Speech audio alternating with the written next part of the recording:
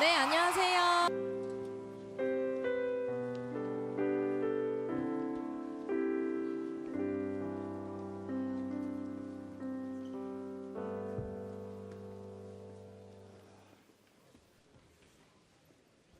오늘의 말씀은 레위기 18장 1절에서 8절 말씀입니다.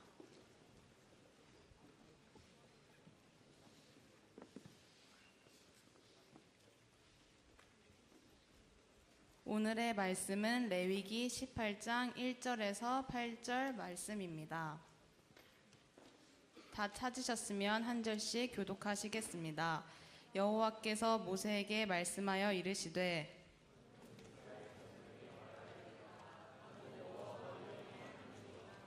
너희는 너희가 거주하던 애굽 땅의 풍속을 따르지 말며 내가 너희를 인도할 가나안 땅의 풍속과 규례도 행하지 말고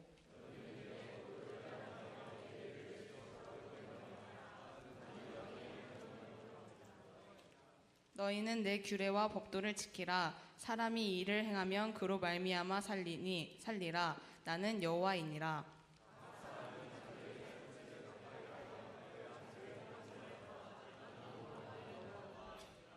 내 어머니의 하체는 곧 내 아버지의 하체이니 너는 범하지 말라. 그는 내 어머니인 즉 너는 그의 하체를 범하지 말지니라. 너는 내 아버지의 아내의 하체를 범하지 말라. 이는 내 아버지의 하체니라. 아멘. 지난주에 우리가 설문조사를 했습니다. 거기에 주관식 항목이 두 가지가 있었는데 잠깐 그 결과를 좀 보게 되면요, 우리 청소년부의 가장 좋은 점이 무엇인가 했더니 먼저 6위에 이게 나왔습니다. 넓은 공간, 무척 넓죠. 네, 여기 축구에도 될 만큼 아주 넓은 공간입니다. 그 다음에 5등으로 나온 것이 적극적이다. 4등이 간식을 자주 먹는다. 단합이 있다.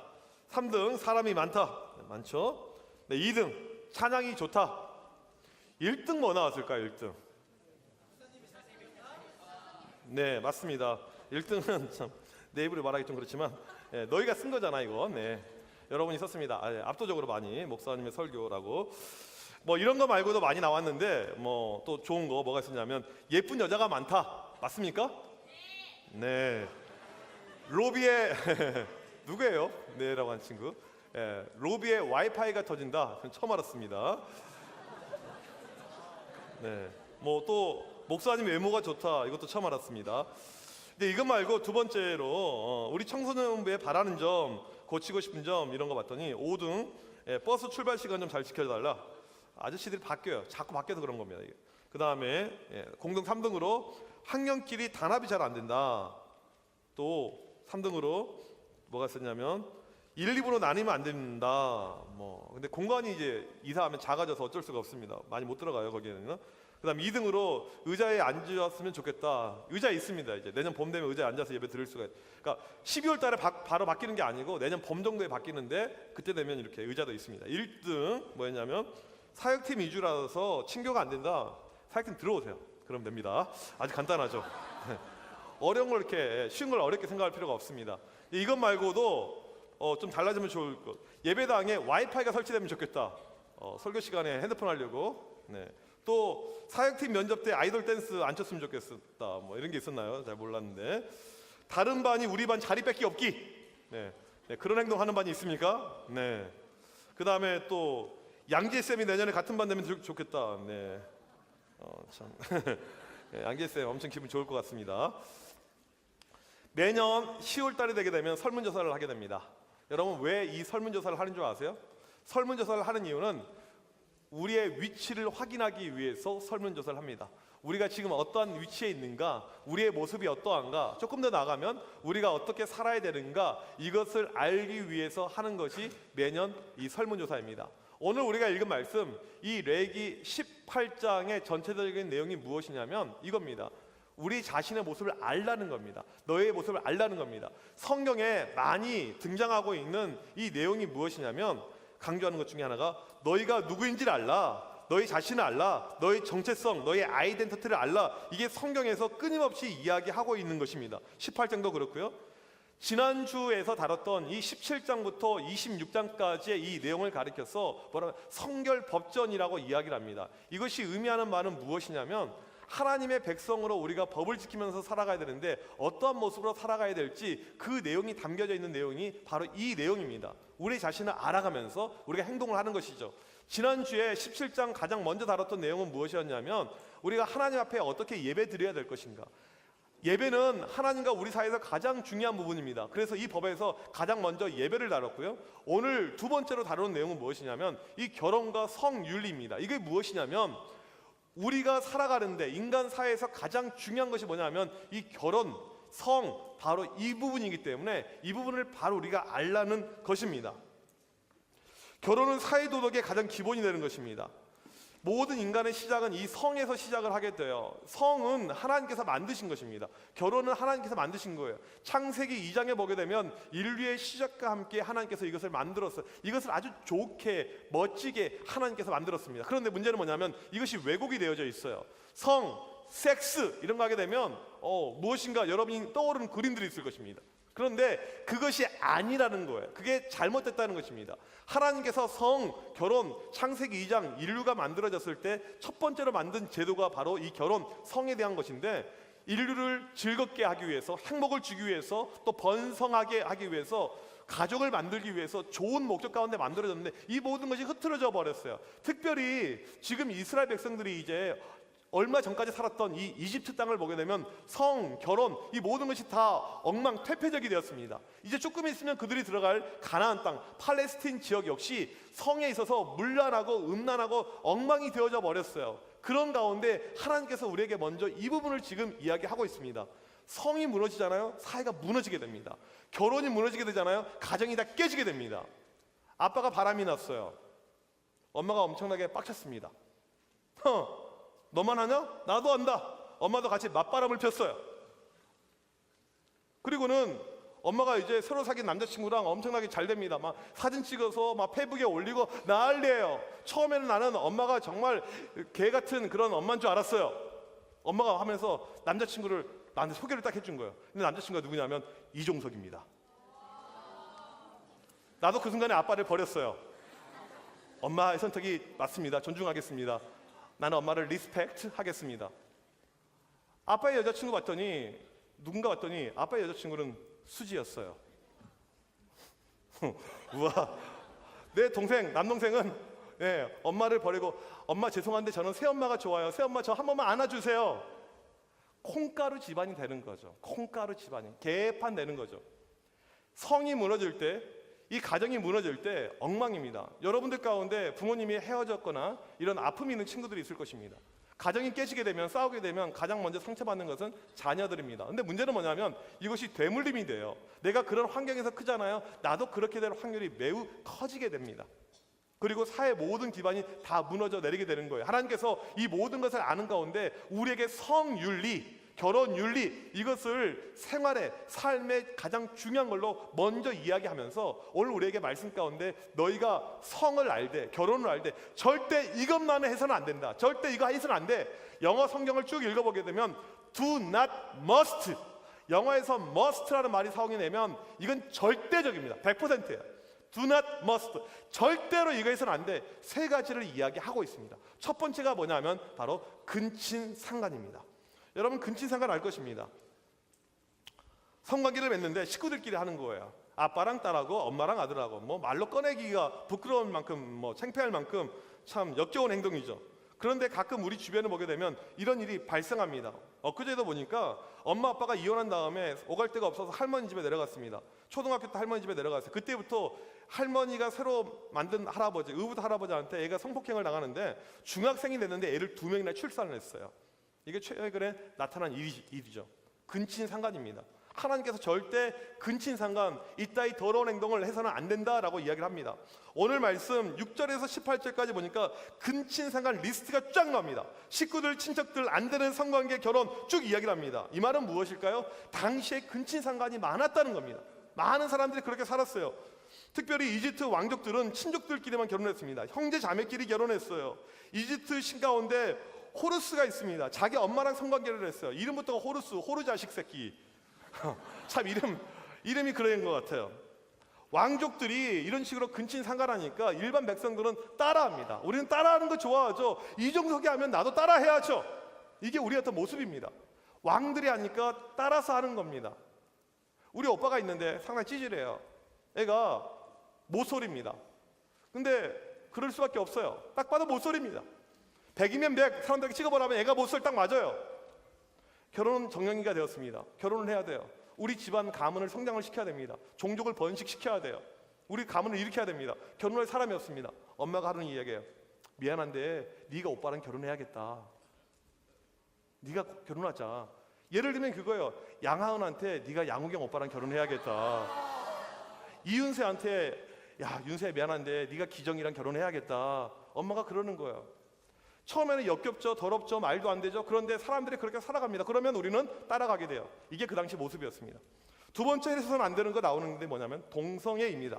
22절에서 말하고 있는데 남자랑 남자랑 동침하지 말고 여자랑 여자랑 동침하지 말라. 동성끼리 성관계 맺지 말라.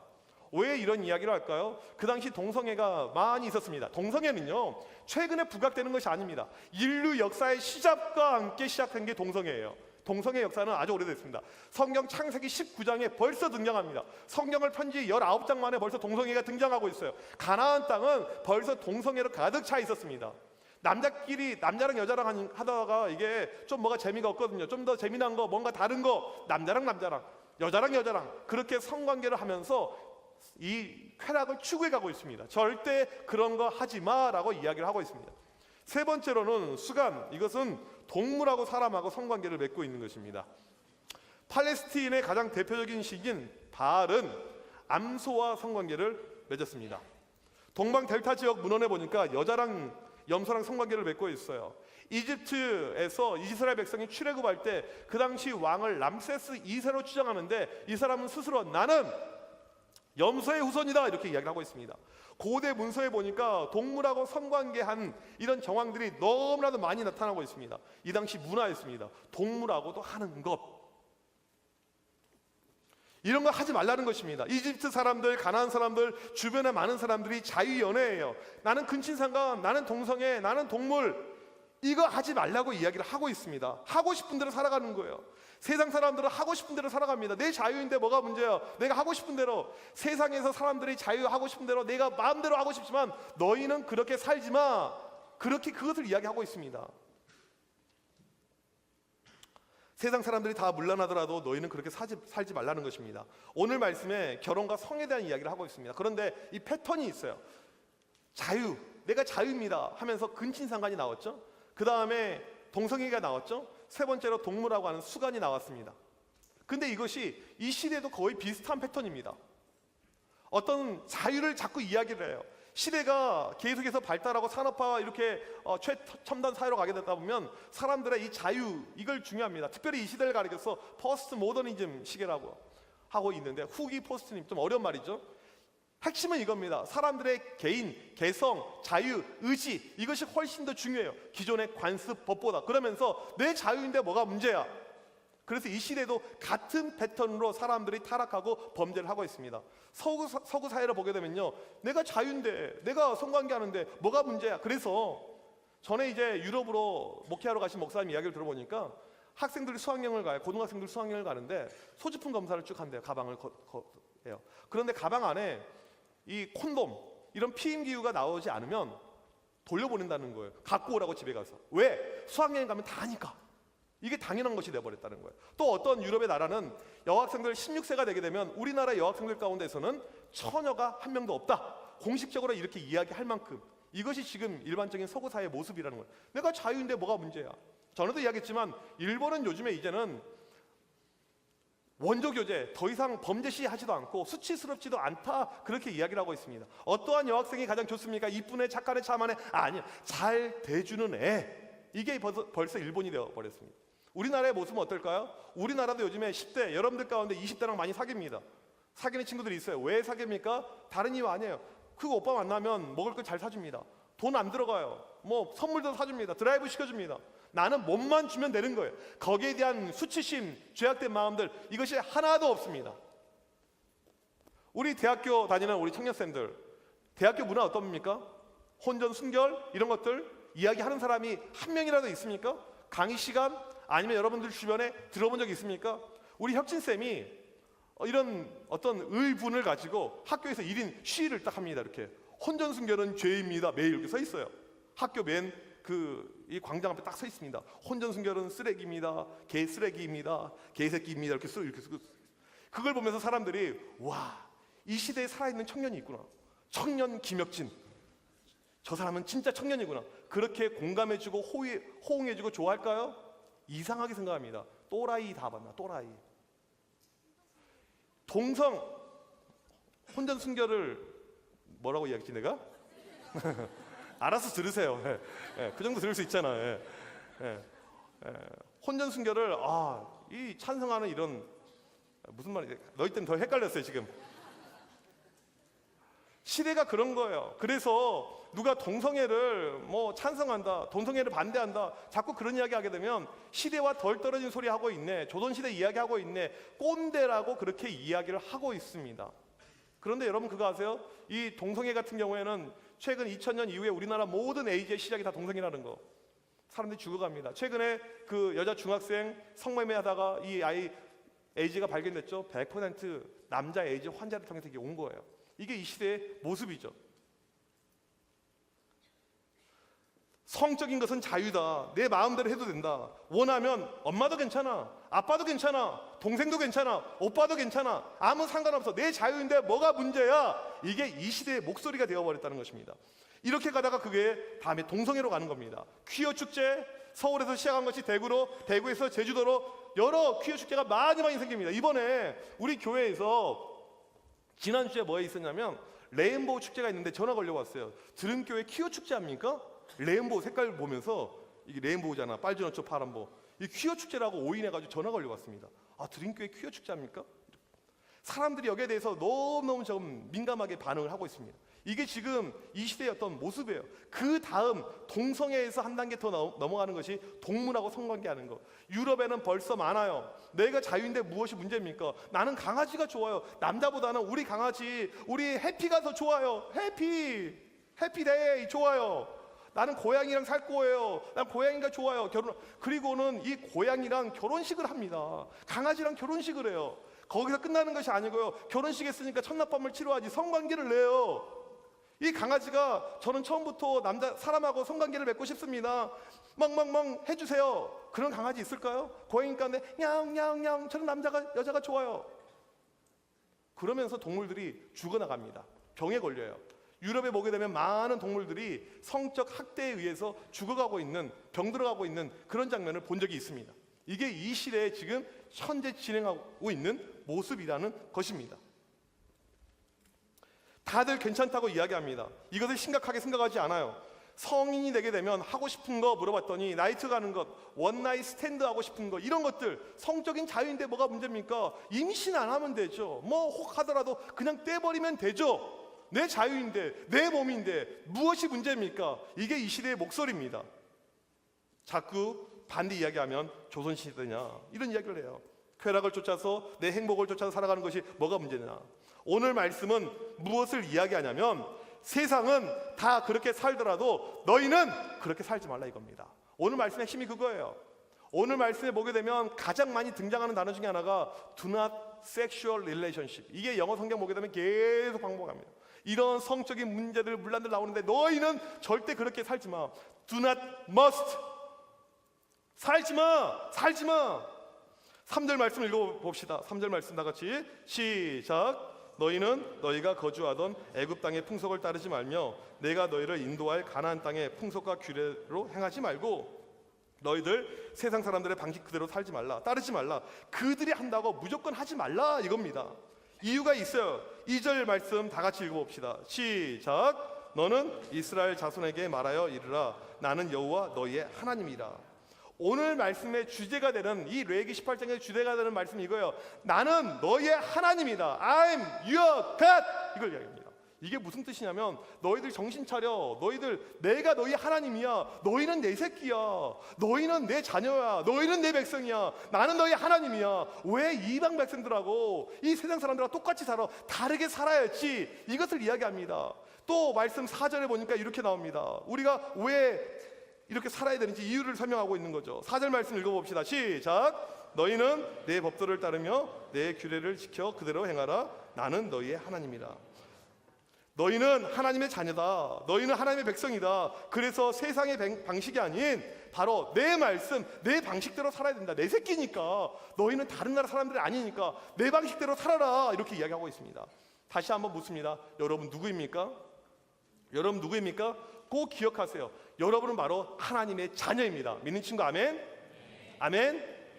오늘 끝나고 여러분이 만날 그 친구들하고 다르다는 이야기예요. 이제 내일 학교 가서 만날 그 친구들하고 다르다는 이야기예요. 오늘 수성동에서 같이 코인 노래방 가고 뭐 먹고 PC방 가고 뭐 양궁소로 가고 뭐 그런 친구들하고 다르다는 것입니다. 여러분은 특별합니다. 하나님의 선택받은, 하나님의 사랑을 받는 특별한 자녀라는 거예요. 이것을 우리가 항상 기억하고 살아가야 됩니다. 남들이 한다고 다 똑같이 하는 것이 아니에요. 남들이 이런 행동하니까 나도 이렇게 해야 되지, 남들이 이런 모습이, 그게 절대 아닙니다. 왜 사소한 것에 멘탈이 흔들립니까? 학교에서 친구들하고 관계에서, 집에서, 여러분 주변에서 왜 사소한 것 때문에 똑같이 화내고 똑같이 열받고 똑같이 그 나쁜 행동하고? 하나님의 자녀라면 우리에게 필요한 것은 뭐냐면 여러분의 생각이 달라야 됩니다. 나는 하나님의 선택받은 하나님의 자녀다. 여러분의 행동이 달라야 됩니다. 나는 하나님의 선택받은 하나님의 자녀다. 세상이 다 그렇게 살더라도, 대한민국 5천만이 그렇게 살더라도 여러분 기억하면서 다르게 사는 여러분이 되길 간절히 축복합니다. 오늘 이 시간 이러한 결단이 우리 가운데 모두에게 일어나길 간절히 축복합니다. 우리 같이 찬양합시다.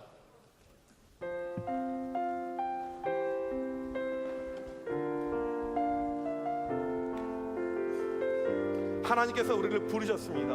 예배자로 부르셨습니다. 나는 하나님을 예배하는, 나는 하나님을 예배하는 예배자입니다. 예배자입니다. 내가 서 있는 곳 어디서나, 내가 서 있는 곳 어디서나 하나님을 예배합니다. 하나님을 예배합니다. 내 영혼 거룩한 은혜를, 거룩한 은혜를 향한 내 마음 완전한 내 마음 완전한 하나님 향하여 하나님 향하여 이곳에서 바로 이 시간 하나님을 예배합니다. 하나님을 예배합니다. 나는 하나님을 예배하는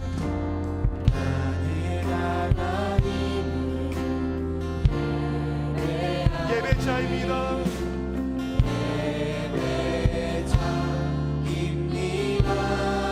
내가 서 있는 곳 어디서나,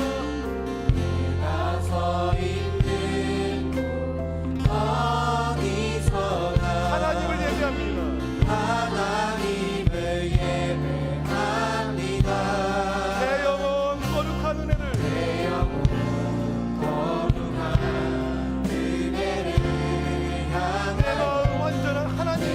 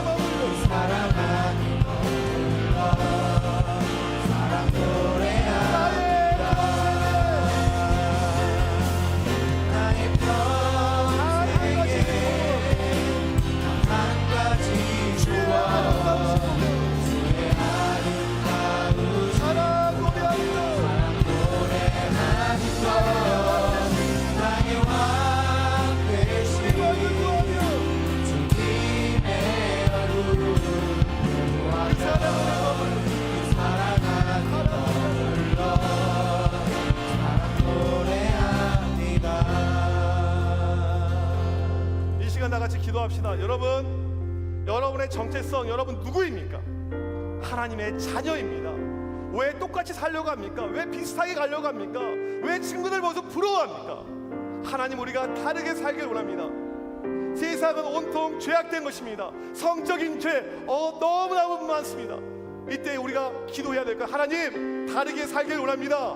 하나님 자녀답게 살게 하여 주셔서 그러한 믿음의 결단 나에게 허락하여 주셔서 하나님의 자녀로 백성으로 살아 움직이는 내가 되게 하여 주셔서 주여 한번 외치고 기도합니다. 주여.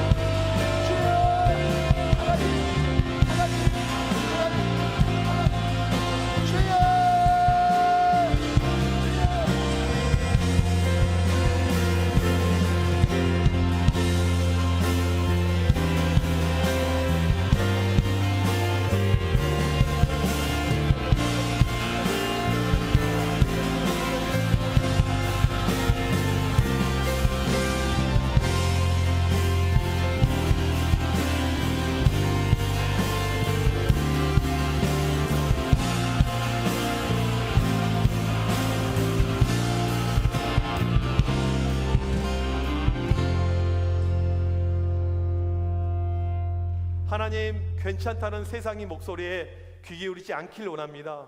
상관없다고 문제없다고 말하는 세상의 이야기에 집중하지 않길 원합니다.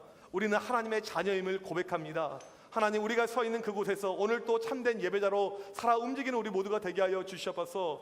세상이 성적으로 타락한 가운데 있습니다. 음란한 문화가 가득함을 우리가 알고 있습니다. 성 자유가 이 세상을 만연하고 있습니다. 하나님, 이러할 때 오직 우리는 하나님의 자녀답게 하나님 말씀대로 하나님 법대로 우리가 살아 움직이는 우리 모두가 되게 하여 주셔서 거룩한 하나님의 백성으로 우리를 세워 주셔서 하나님의 자녀로 삼아 주셔서 오늘 또 이것을 실천하고 매일매일 살아 움직이는 우리 드림의 청소년 학생들 되게 하여 주셔서 이 시간도 하나님 앞에 드려지는 귀한 예물들이 있습니다. 여러 가지 제목으로 드려지는 이 헌금들 주님께서 기쁘게 받아주셔서 늘 하나님의 기쁨이 되는 우리 모두 되게 하여 주셔서 지금은 우리 주 예수 그리스도의 크신 은혜와 하나님 아버지의 무한하신 사랑하심과 성령님의 이르게 통하심이 세상 속에서 다르게 살길 원하는 하나님의 자녀답게 살길 원하는 드림교회 청소년 학생들 머리머리 위에 선생님들 머리머리 위에 지금부터 영원토록 함께 있을지어다. 아멘.